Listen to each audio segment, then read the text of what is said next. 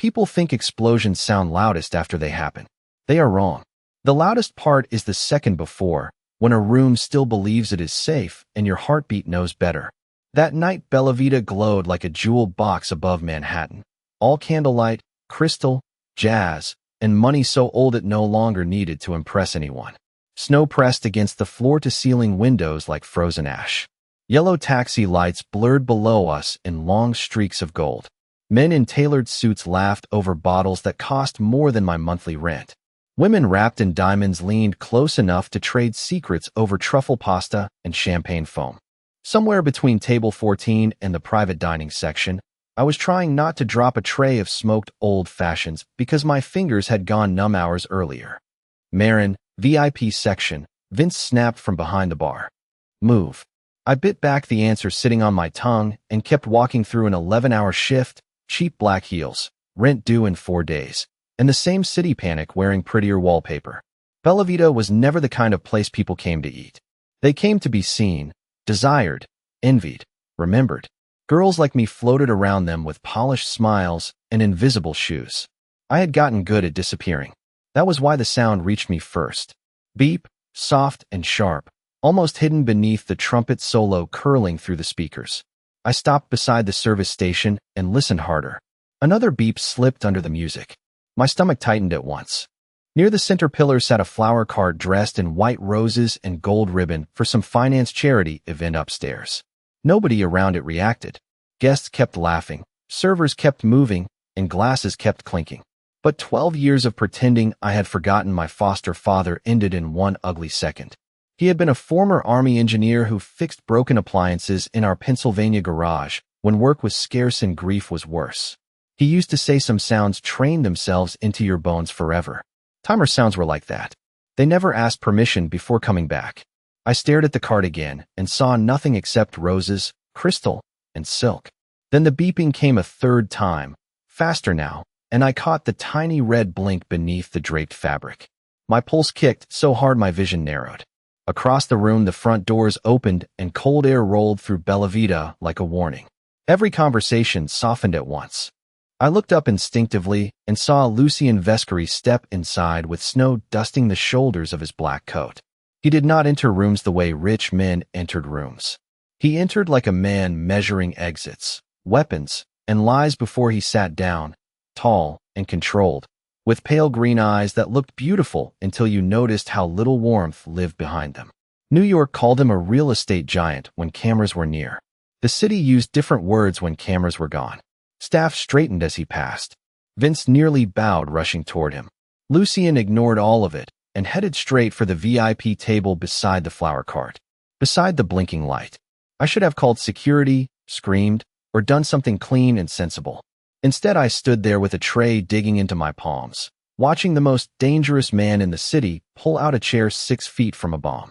A couple kissed near the piano while someone laughed beside the kitchen doors. The trumpet solo lifted and the timer answered it with another beep, faster, colder, and final.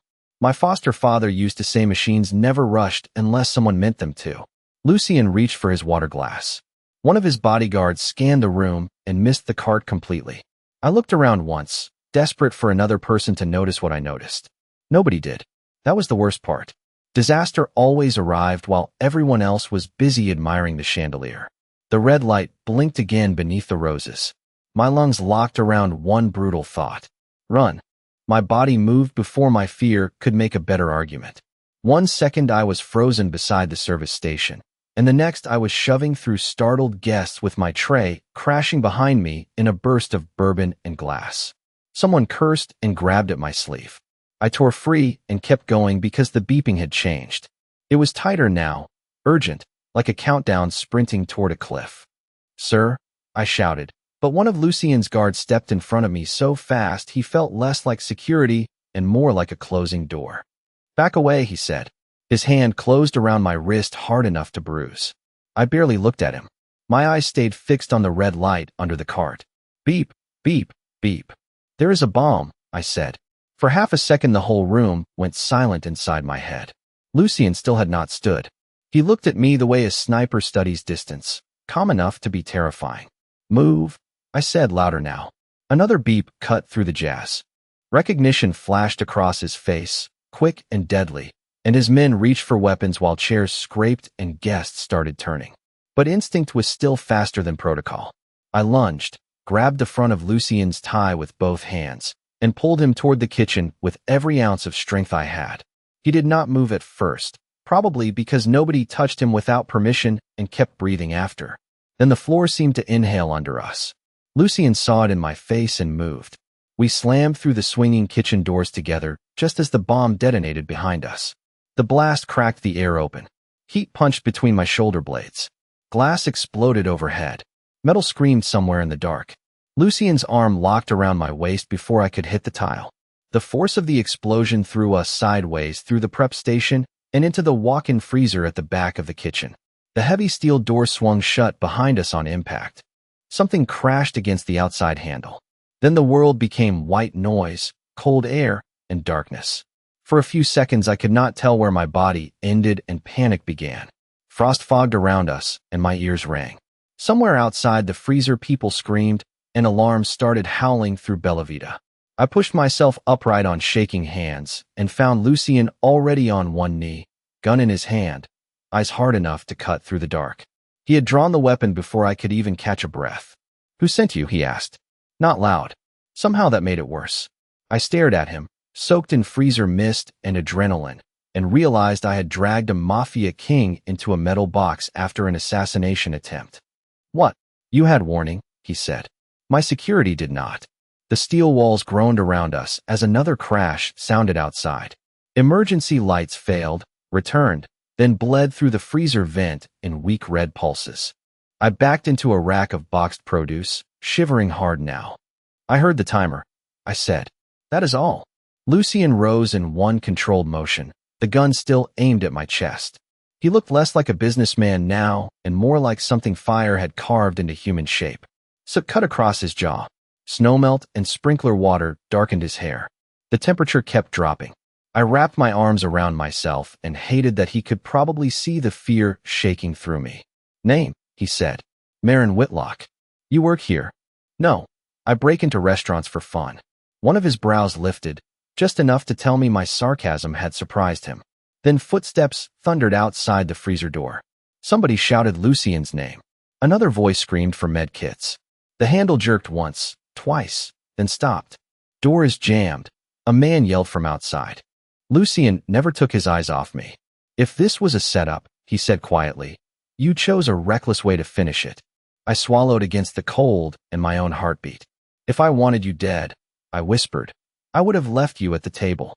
For the first time, something unreadable moved across his face, not trust yet, but doubt had cracked his certainty. Outside, Bella Vita kept burning. Inside the freezer, the most feared man in New York lowered his gun half an inch and started looking at me like a problem he might need alive. Cold settles differently when you are trapped beside a man who does not panic. It does not bite right away. It seeps in, patient and clever, until your hands stop obeying you and your teeth begin to betray you. Lucien noticed both before I did. He still held the gun, but his gaze dropped briefly to my shaking fingers, the soaked sleeves of my uniform, and the frost gathering on the ends of my hair. "You are freezing," he said. "That tends to happen in freezers." The answer came out thin and brittle. I hated that weakness more than the cold itself. Lucien finally lowered the weapon and shoved it into the back of his waistband. From the other side of the door, his men kept shouting updates through steel and smoke.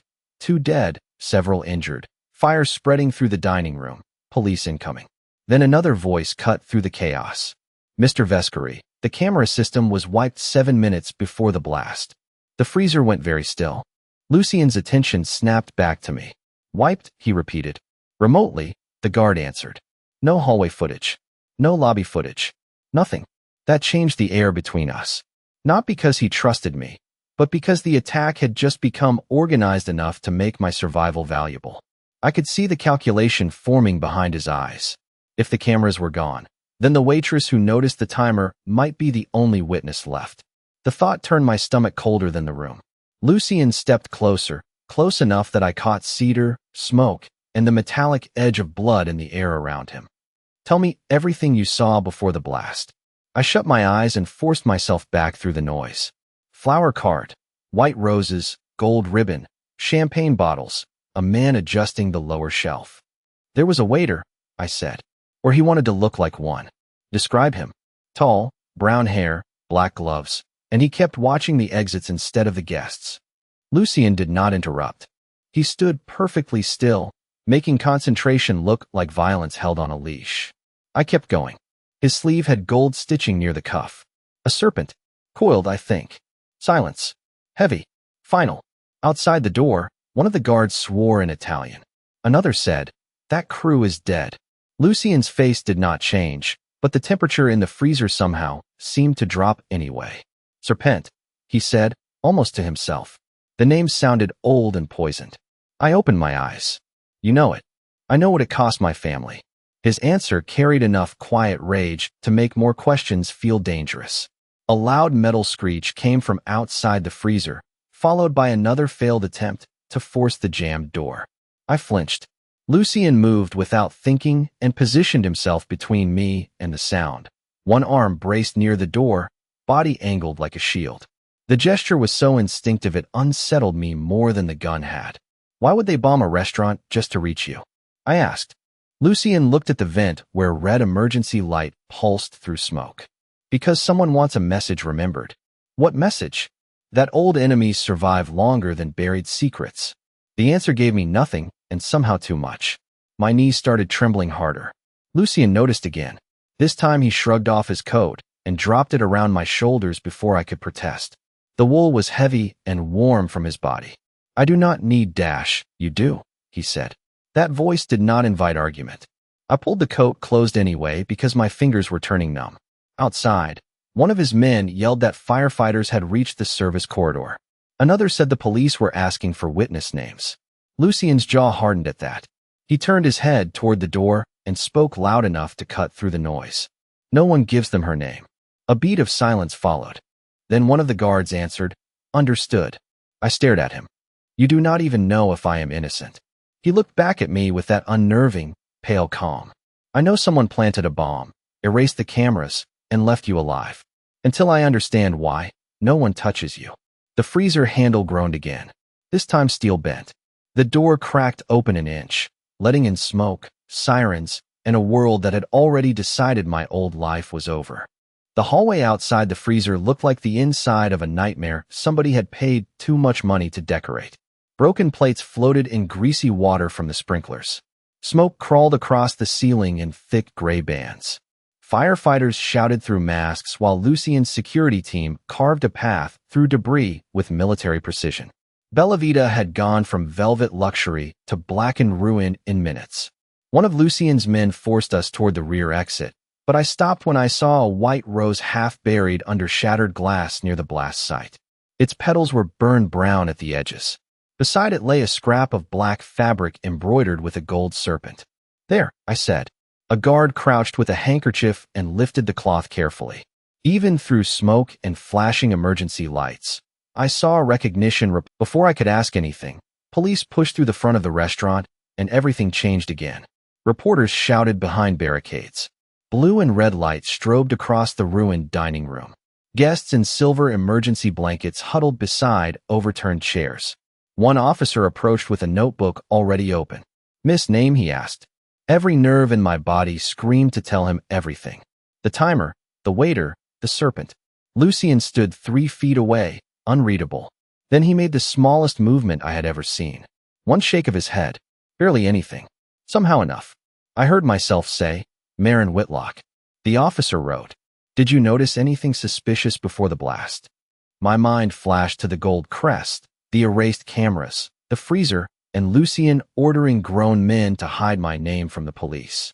I also remembered the man who had watched the exits while planting a bomb in a crowded room. If he was still out there, then giving my statement under camera lights might as well have been a death notice. "No," I whispered. The officer studied my face, then moved on. The second he was gone, I turned on Lucien. "Why did you stop me?" "Because police reports leak," he said. "Names leak faster. Maybe the police can protect me." One of his guards laughed under his breath. Lucien did not. "The police protect paperwork," he said quietly. "I protect people." I should have hated the confidence in that answer. Instead, it landed somewhere dangerous in my chest, because part of me believed him. Snow gusted through the shattered entrance. Reporters kept yelling Lucien's name. Another of his men walked in fast, holding a phone. "We checked the employee file," he said in a low voice. "Her apartment was forced open 20 minutes ago. The room disappeared around me." "What?" The guard swallowed. "Door kicked in. Search pattern. Not robbery." I felt suddenly hollow. My apartment was tiny, shabby, and mine, with a chipped mug by the sink, a notebook of songs under the mattress, and a thrift store lamp that buzzed when I switched it on. Someone had gone through all of it while Bella Vita was still burning. "I need to go home," I said. Lucien caught my wrist before I made it 2 steps. The grip was steady, not cruel. Somehow that made it harder to fight. "No," he said. "You really do not." I looked up at him, furious and terrified at once. "You do not get to decide that. Whoever planted that bomb knew your address before the fire trucks arrived." His eyes held mine, cold with fact rather than drama. "If you go home tonight, you will be delivering yourself." My throat tightened. Outside, camera flashes turned the falling snow white and violent. Inside, the ruined restaurant smelled of smoke, wet roses, and bad luck. Lucien released my wrist slowly, but he did not step back. "From this moment on, your city is hunting you," he said. "If you stay alone, they will find you before dawn," he warned. The black SUV waiting outside Bella Vita looked less like a car and more like a decision I would regret from a very safe distance if I survived long enough to regret anything. Reporters lunged the moment Lucien guided me through the police line. Microphones hit the air around us. Camera flashes burst against the snow. "Mr. Vescari, was this retaliation? Did Romano order the hit? Who was the woman?" I flinched at that last one. Lucien opened the SUV door and answered without hesitation. "Someone under my protection." The sidewalk went silent for half a breath. Then every voice doubled in volume. I climbed into the vehicle so fast I nearly fell across the leather seat. Lucien slid in after me, shut the door, and left Manhattan screaming on the other side of bulletproof glass. Heat wrapped around my frozen hands until they ached. The interior smelled like cedar, clean leather, and the kind of money that never touched a wallet. One guard sat in the front passenger seat talking into an earpiece while the city blurred past in white streaks and red lights. For a full minute nobody spoke. I stared at the tinted window and tried to understand when my life had stopped belonging to me. "You should not have said that," I murmured finally. Lucien turned his head. "Said what?" "That I am under your protection." "It is true." It sounded like a declaration. One corner of his mouth shifted. In my world, those are usually the same thing. I hated that the answer almost made me smile. The SUV cut downtown through snow and sirens. Lucien loosened the collar of his shirt slightly, and for the first time all night, I saw exhaustion at the edge of his control. Soot marked his jaw. A thin red line crossed one knuckle. He followed my glance and flexed his hand once. "Occupational hazard," he said. "Bombs. People." The simplicity of that word stayed with me. I thought about the gold serpent crest and the way his men had reacted to it. "Who are the serpent?" I asked. Silence stretched long enough that I thought he might refuse. Instead, he looked out the window and spoke to the glass. 24 years ago, my mother attended a charity gala in Brooklyn. 6 cars exploded outside before dessert. My chest tightened. He kept his voice even, which somehow made it harder to hear. I was 12. I watched her die with shrapnel in her throat and snow falling on her dress. The image hit me so sharply I forgot to breathe. The men believed they had buried that organization after. So did I. I looked at him differently then, not because he became less dangerous, but because danger finally had a wound beneath it. "That is why you control everything," I said softly. "Because you could not control that night." Lucien glanced at me, surprised enough to be human for one unguarded second. "Control is the only language fear respects," he said. Before I could answer, his phone buzzed. He read the screen once, and all warmth vanished from his face. "What now?" I asked. "Someone accessed the camera feed from the building across your apartment." I spread through my stomach. "What?" He locked the phone and met my eyes with brutal steadiness. "They wanted confirmation you survived Bella Vita," he said. The guard in front added that news stations were replaying the footage. The FBI was requesting witness lists. 2 rival crews were asking questions, and my name was moving. I closed my eyes for a moment because that was the first time I understood the scale of what Lucien meant. It was not one attacker. It was a city turning its head toward me. When I opened my eyes again, the SUV was descending into a private underground entrance beneath a steel and glass tower wrapped in security lights. Armed men waited behind the gates. "Where are we?" I asked. Lucien answered before the elevator doors even opened. "Somewhere nobody reaches unless I allow it." Then he looked at me like the promise was both warning and vow. "Tonight, that includes death." Lucien's penthouse did not feel like a home. It felt like a fortress taught to look beautiful. Glass wrapped around half of Manhattan. Firelight moved across dark stone walls. A jazz record played low enough to sound like memory rather than music. Staff appeared and vanished so quietly they seemed trained by ghosts. One woman handed me dry clothes and tea before I could argue. Another doctor checked my pulse, my pupils, and the bruise blooming around my wrist. Lucien disappeared into an office with 2 guards, 3 phones, and the kind of silence that usually meant somebody far away was about to have a bad night. When he came back, an older man with silver hair followed him into the main room. He did not look frightened by Lucien. He looked furious. "You brought her here?" he asked in Italian, then noticed me and switched to English with obvious reluctance. "This is reckless. She is safer here," Lucien said, "or easier to use against you."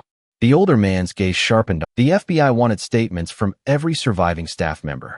One rival crew was circulating a rumor that I had been part of the setup. Another claimed I was Lucien's hidden mistress, which was absurd enough to make me angry before it made me tired. "You see," I said when Lucien relayed the update, "the whole city is making up stories about me." He barely looked up from the tablet in his hand. "That means the whole city is watching. Watching gets people killed." I moved closer to the window and looked down at Manhattan under fresh snow. Somewhere below us, police were writing reports, reporters were building narratives, and strangers were deciding whether I was bait, witness, liar, or prize. "What happens now?" I asked. Lucien set the tablet down. "Now we control the story before the story controls you." He explained it with the same calm he used for everything deadly. The FBI would want me by morning. Rival crews would want me gone by sunrise. The people behind the bomb would want confirmation of what I remembered. Lucien's people had already moved me from my apartment records, scrubbed my phone's usual location pings, and placed armed men on every entrance to the tower. The scale of it should have terrified me. Instead, it made me realize how unprepared ordinary life had left me for extraordinary violence. "This is insane," I whispered. "Yes," he said, "but it is organized insanity, which makes it survivable." I sat on the edge of an oversized sofa and tried to laugh. It came out closer to a crack in my voice. Lucien crossed to the bar and checked another message. This time his expression hardened into something sharper.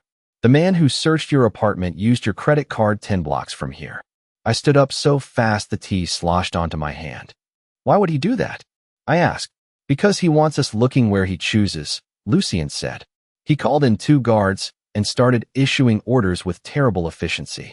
They were to trace the purchase, pull traffic cameras, check subway entrances, and freeze every account I had ever touched.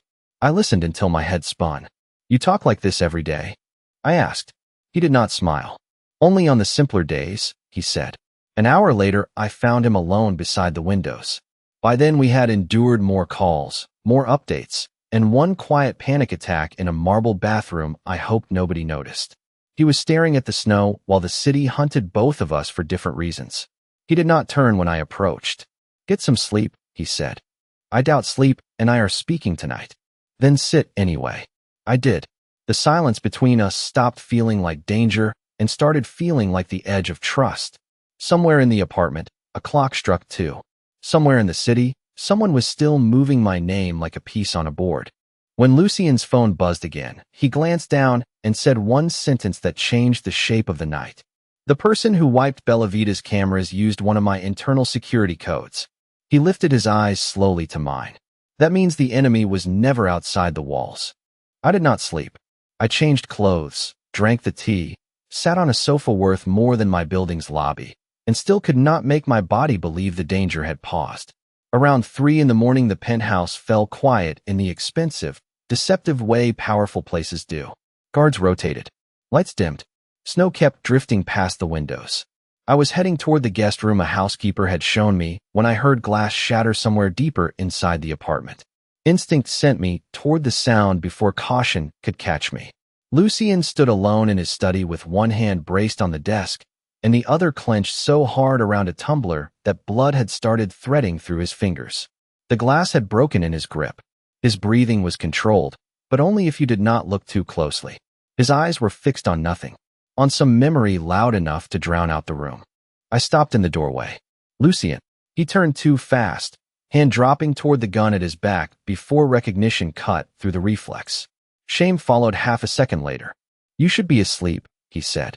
You should not be bleeding into crystal. He looked at his hand as if he had forgotten it existed.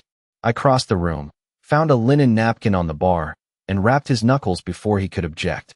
He watched me do it with the stillness of a man and used to being handled gently. Up close, exhaustion lived everywhere on him now. In the shadows under his eyes. In the small tension at the base of his throat.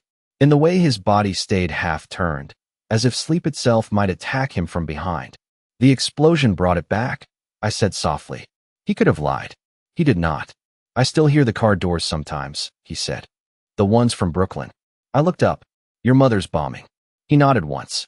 Everyone thinks control is arrogance. Usually it is grief with better tailoring. That line sat between us for a long moment. I tightened the napkin and made him hiss under his breath. Good, I said. That means you are alive. Something almost like real amusement touched his face. It disappeared when a new message lit his phone. He read it. The softness vanished. What happened? I asked. The internal code belonged to Dante Rizzi. The name meant nothing to me. It meant everything to him. I saw it instantly.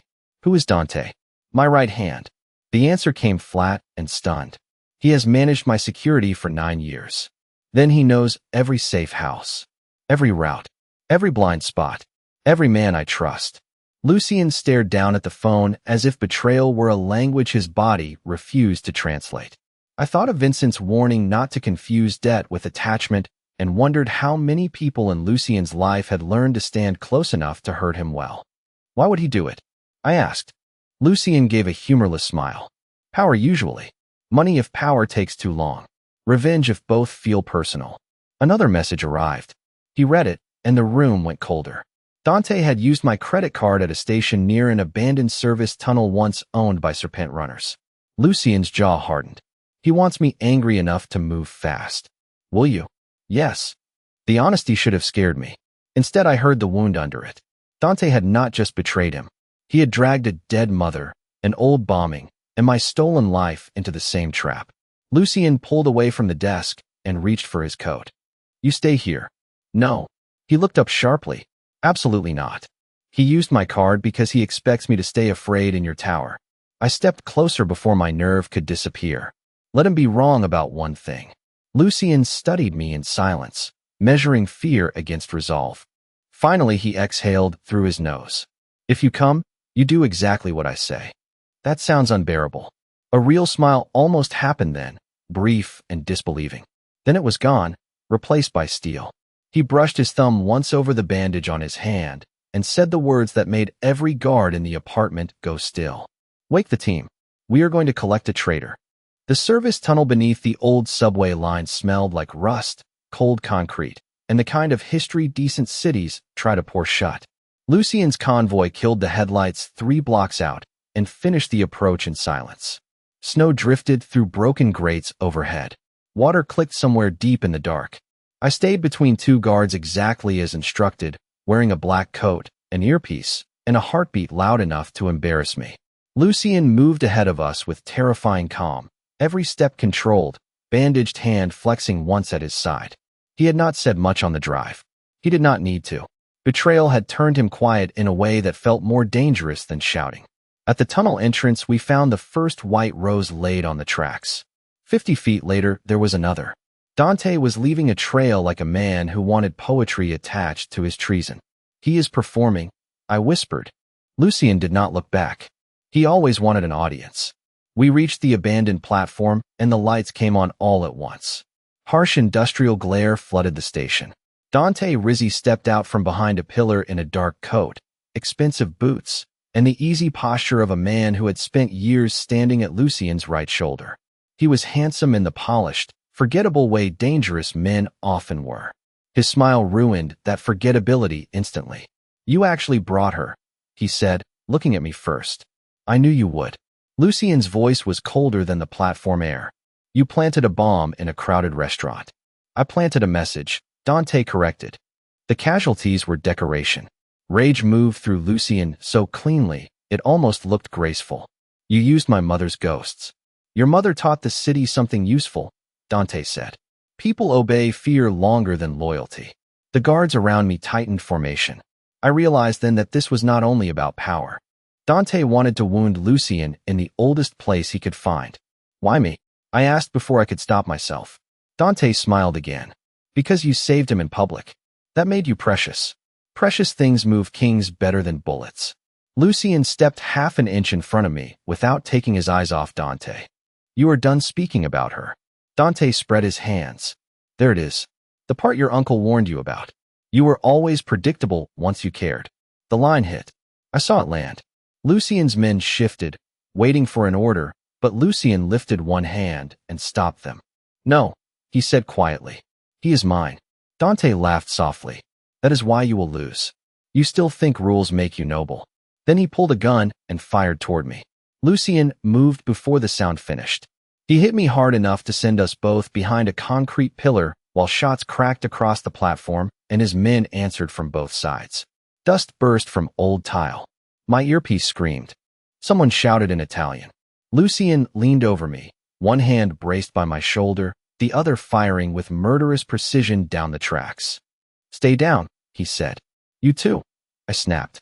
Even then, somehow, I heard the rough edge of a laugh in his exhale. The firefight lasted less than a minute. It felt like an hour. When it ended, silence came back in pieces. One guard was bleeding from the arm. Another had Dante's last shooter pinned near the stairs. Dante himself was backing toward the tunnel mouth with a knife in one hand, and that same infuriating smile cut thinner now. Lucien walked after him alone. No guards. No warning. Just a man crossing the last distance between grief and decision. They met beneath a broken station clock frozen at 12:07. Dante said something too low for me to hear. Lucien answered loud enough for all of us. "You endangered innocent people to reach me. You used her as bait. You buried whatever brotherhood we had yourself." Dante lunged. Lucien was faster. The shot echoed through the station and Dante dropped to the concrete beside a scatter of white rose petals. Nobody moved for a second.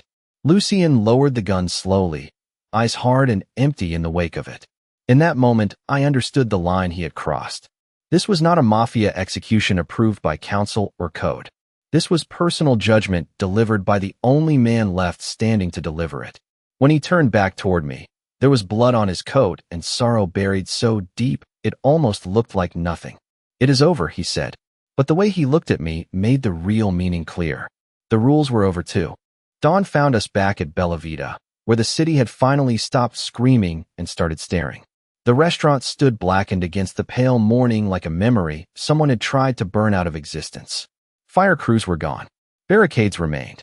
Snow had settled over broken glass, warped metal, and the dark outline where the flower cart had stood before it became a bomb. Lucien insisted on bringing me there before the lawyers, the police, and the endless machinery of daylight took over. "What?" I asked when we stepped onto the frozen sidewalk.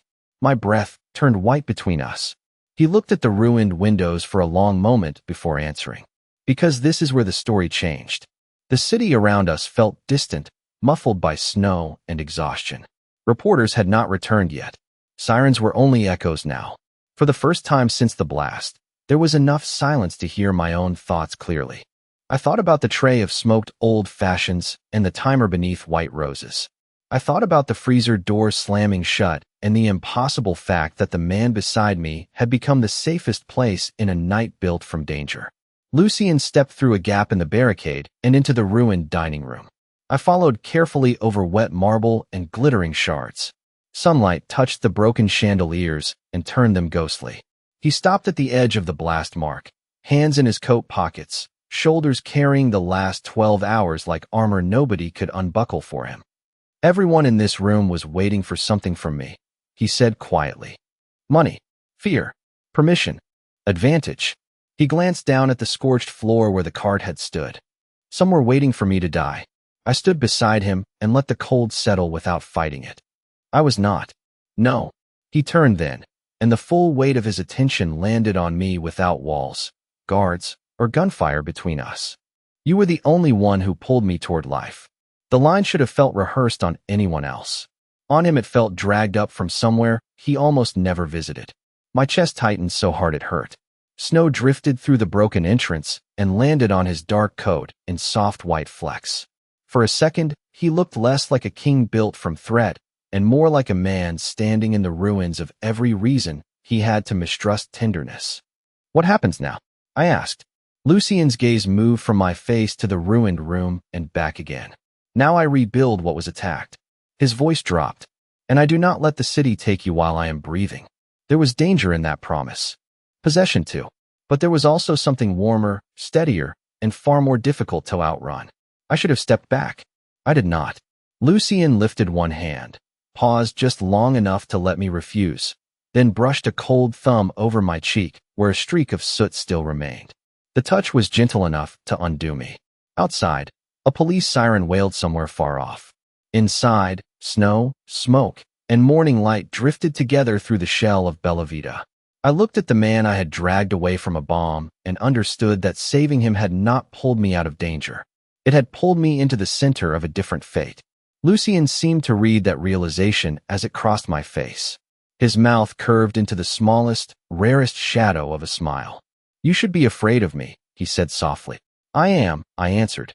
Then I took his hand anyway. For once, Lucien Vescari looked surprised enough to be young. The snow kept falling. The city kept moving. And in the ruins of the restaurant where everyone had expected death, the two of us stood in the kind of silence that sounded very much like a beginning.